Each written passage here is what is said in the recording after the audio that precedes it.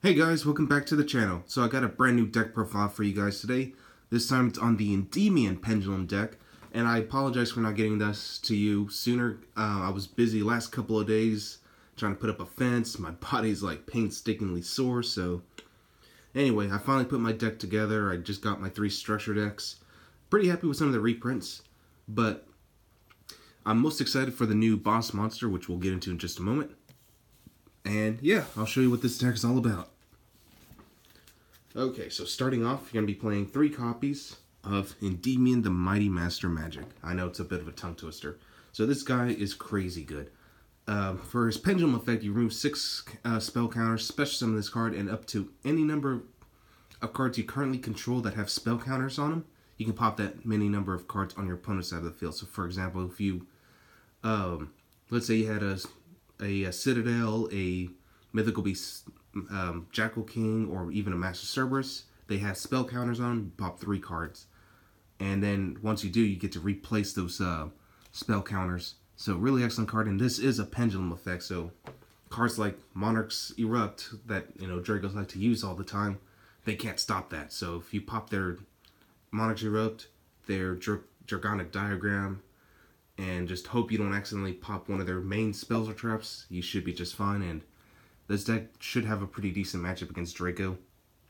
And this actually has a really powerful matchup against Sky Strikers too.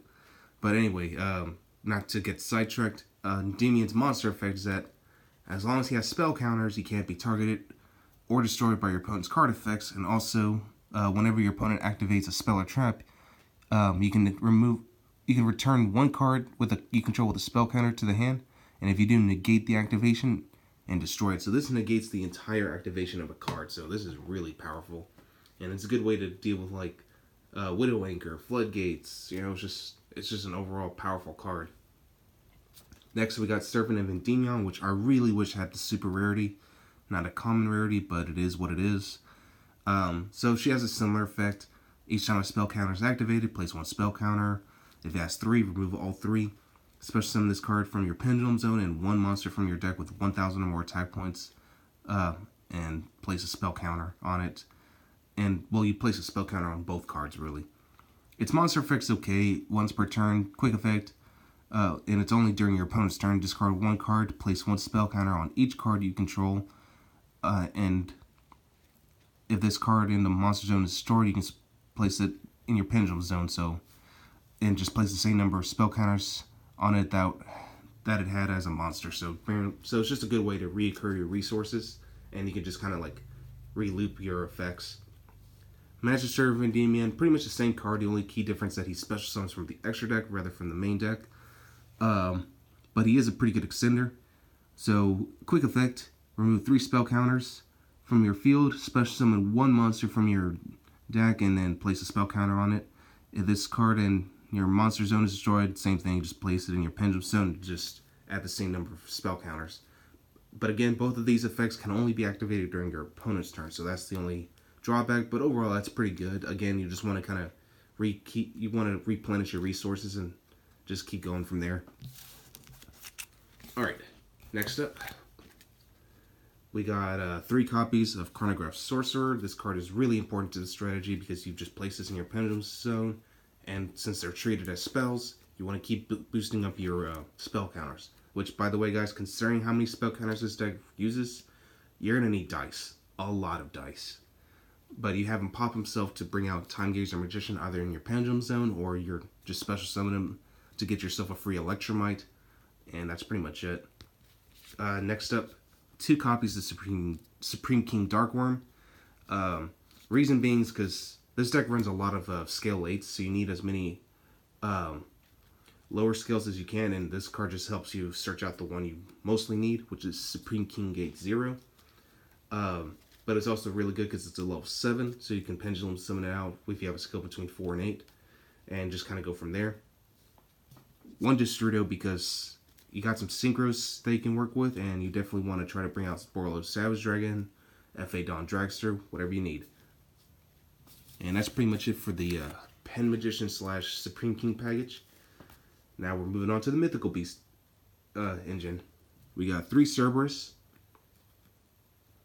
3 Jackal Kings, Very important cards. Put this in your Pendulum scale. If you have no other card in the Pendulum zone, just pop itself. Bring out Jackal King. Jackal King, same thing. Pop itself to bring out Master Cerberus, and you're good to go. I'm only playing one copy of Mythical Beast Jackal. I think one is just fine. You just needed to bring out your Mythical Beast out faster. I mean, I could run a second one later if I wanted to. This is not really my permanent build, guys. This is just a temporary build. So, and right now I'm still expecting a Mythical Beast Garuda in the mail, which luckily I got it before it really spiked up in price. So until then, I'm playing 2 copies of Magical Abductor, which just places in your Pendulum scale. Get 3 spell counters on it, remove 3, search out any Pendulum monster you want. And for some consistency, Abyss Actor Curtain Raiser. It's a free summon, so it's another good way to just extend your plays, get yourself some Link monsters out, and you're good to go. And that's it for the monsters. Alright, so moving on to spells and traps. You got 3 copies of Spell Power Mastery. This card is really excellent. It's basically your Rhoda. Add 1 Endymion card from your deck.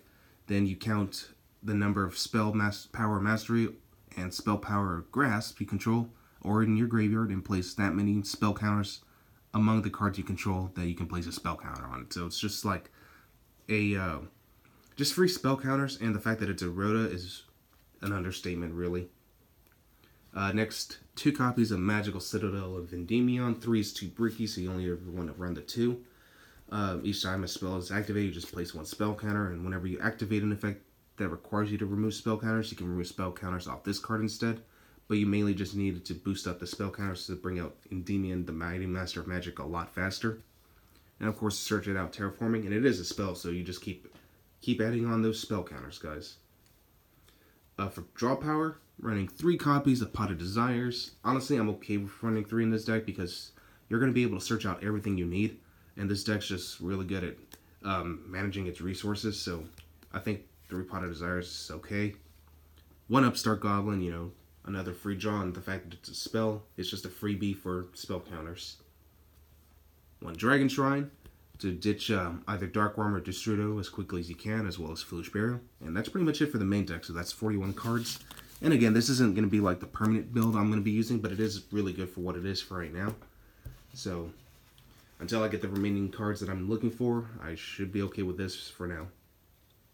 Alright, so moving on to the extra deck. Playing 1 Electromite. I mean, everyone already knows what this does, so he's pretty standard. We got the new Daybreaker, the Shining Magical Warrior. I really like the artwork on this card. And his effect is not too bad either. It just requires 2 spell counters, or spellcaster monsters. This card is Link Summon, place 1 spell counter on it, gains 300 for each spell counter on it. And luckily it doesn't have a maximum number of spell counters, so you can keep boosting up the power of this card. So you can only activate each of the following effects of Daybreaker once per turn. If a spellcaster is special summoned to a zone this card points to, place a spell counter on it. You can remove 2 spell counters from this card, then target 1 card on the field and destroy it. So it's just basically Breaker the Magical Warrior, but just far better. And again, it just requires spellcasters to summon it, so it's pretty generic for even Altergeist and Dark Magician if you wanted to run them. 1 Zephyr Metaltron, standard. 1 Wee Witch's Apprentice. Pretty much the entire deck is Dark Attribute, so yeah. And if you haven't noticed, yes, I'm not running Reflector of Endymion. That card's not that good, so I really don't recommend it. I mean, it's okay going second, but I don't know. I just don't like what a Reflector does. 1 Underclock Taker, and of course, Borload Dragon's always nice. Alright, so moving on to my Synchros. Running Borload Savage Dragon, Supreme King Dragon Clearwing, 1 FA Dawn Dragster, and Odd Eyes Meteor Burst Dragon, which I'm actually going to take out for Tempest Magician once I get a copy of it, because there is a potential for an FTK in this deck, so I kind of want to see if I can pull that off. Alright, so for Xyz, since we do run quite a good number of level 6s, figured Norito is fine. 1 Red Ice Flare Metal Dragon, got a bunch of level 7s. 1 Odd Ice Absolute Dragon, and the only fusion, 1 Odd Ice Vortex, where you can bring out with Absolute Dragon. Alright, and for the side deck, and luckily this structure deck does offer you some options for a side deck, so, but I'm not using everything from this structure deck, so of course I'm running 3 Sphere modes. I'm running 3 Drone Lockbird, which honestly I think is the best hand trap right now. And And I'm really happy this came out as a common, so everyone should have this. It's a really much needed staple. 3 Cosmic Cyclone, or you can run MST if you prefer, but Twin Twisters can hurt you because you don't really want your cards in your graveyard. So I think Cosmic or MST will be just fine. 3 Wavering Eyes, which for mirror matches, of course, and Red Reboot for any trap-heavy deck. So yeah, that's pretty much it. Well, hopefully you guys enjoy this, and I'll catch you guys again next time.